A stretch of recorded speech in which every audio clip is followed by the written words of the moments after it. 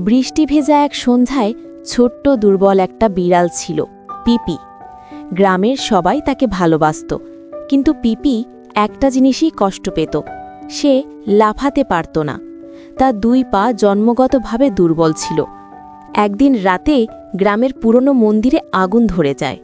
সবার দৃষ্টি যখন ছুটে যায়, তখন দেখা যায় মন্দিরের চূড়ায় একটা ছোট্ট বিড়ালছানা আটকে আছে।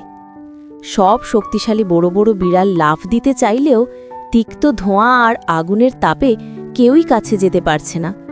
হঠাৎ ভিড়ের মাঝে ধীরে ধীরে এগিয়ে আসে পিপি। সবাই অবাক। পিপি বলল, আমি পারব, একবার চেষ্টা করতে দাও। তার দুর্বল দুই পা কাঁপছিল। পিপি দৌড় নিয়ে জীবনের সবচেয়ে বড় লাফটি দিল। ধোঁয়ার ভিতর দিয়ে সে সেই কিটেনটিকে ধরে নিচে নেমে আসে। গায়ের সবাই স্তব্ধ। যে পিপি কখনো লাফাতে পারত না, আজ সে হলো হিরো। দুর্বলতা তোমাকে থামায় না। যদি তুমি বিশ্বাস করো, একদিন সেই দুর্বলতাই তোমার শক্তি হয়ে ওঠে।